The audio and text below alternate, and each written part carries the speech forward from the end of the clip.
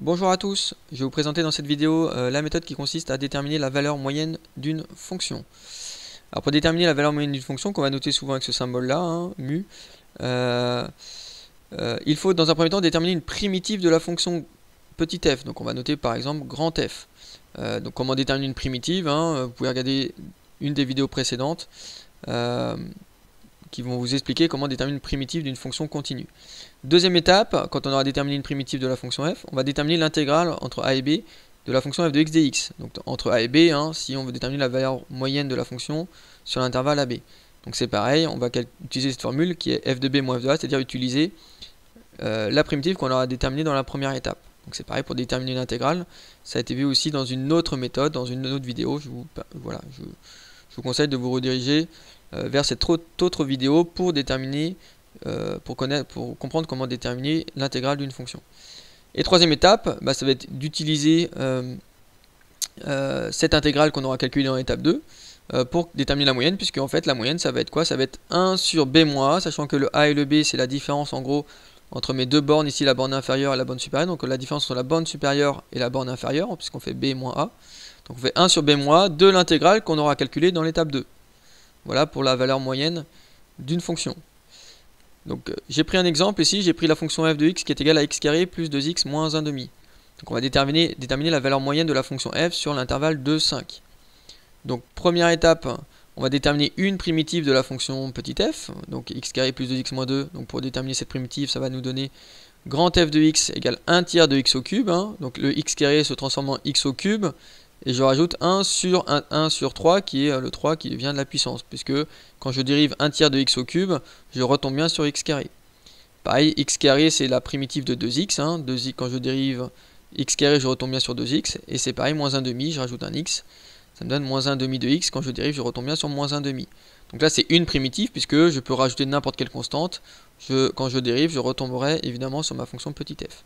Donc c'est une primitive de ma fonction petit f. Deuxième étape, ça va être de calculer l'intégrale de cette fonction petit f sur l'intervalle de 5. Donc pourquoi j'ai mis 2 et 5 ici? Tout simplement parce que j'ai les bornes 2 et 5 ici. Donc je mets le 2 le plus petit en bas et 5 le plus grand en haut. Ici c'est ma fonction petit f. Donc je vais calculer cette intégrale là. Donc en gros je vais utiliser ma primitive que je viens de déterminer. Et donc je vais faire grand f de 5 moins grand f de 2. Donc je fais toujours le deuxième, c'est-à-dire la borne supérieure ici de mon intégrale, moins l'image de la borne inférieure. Et donc je calcule, donc j'utilise le 1 tiers de x au cube plus x carré moins 1 demi de x en remplaçant x par 5 dans un premier temps, moins, et j'ai fait l'image de 2 avec cette même fonction primitive, voilà, où je remplace x par 2. Je simplifie, je calcule mon intégrale ici de 2 à 5, bon j'ai des fractions, moins ma deuxième parenthèse, je calcule, je rassemble tout ça, je trouve 58,5. Donc ça c'est l'intégrale entre 2 et 5 de ma fonction petit f qui est égale à 58,5.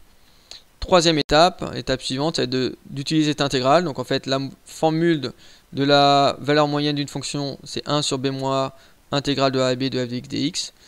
Donc ici comme j'utilise cette formule, comme le a il vaut 2 et le b il vaut 5, mon intervalle c'est entre 2 et 5, donc je fais 1 sur 5 moins 2. Intégrale de 2 à 5, donc 1 sur 5 moins 2, ce qui fait 1 sur 3, et l'intégrale de 2 à 5 de f de x dx, il a été calculé dans l'étape précédente, on venait de trouver 58,5. Et donc si je simplifie, je trouve 19,5. Ça c'est la valeur moyenne de ma fonction f sur l'intervalle de 5. Maintenant pour expliquer un petit peu visuellement et graphiquement le 19,5, donc en fait ici j'ai ma courbe de f, ma fonction f qui est en bleu ici, d'accord. L'intégrale entre 2 et 5 correspond en fait, l'intégrale entre 2 et 5 de ma fonction f de x dx, ça correspond en fait à ma partie rouge ici, donc c'est toute la partie qui est en dessous de la courbe, entre la courbe, l'axe des abscisses, et entre x égale 2 et x égale 5, donc c'est toute ma partie qui est ici. Et donc la valeur moyenne, mu ici qui est 19,5, donc un petit peu avant 20 ici, et bien en fait c'est quoi? Comment dire, c'est-à-dire que le rectangle vert ici aura la même aire que la partie rouge.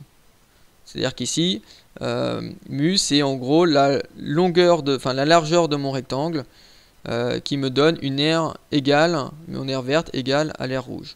Et donc en fait, par conclusion, par déduction, forcément, la partie rouge ici qui n'est pas verte, donc la partie ici, eh ben, aura la même R que ma partie verte qui est ici. Puisque toute la partie ici est commune, est à la fois rouge et à la fois verte.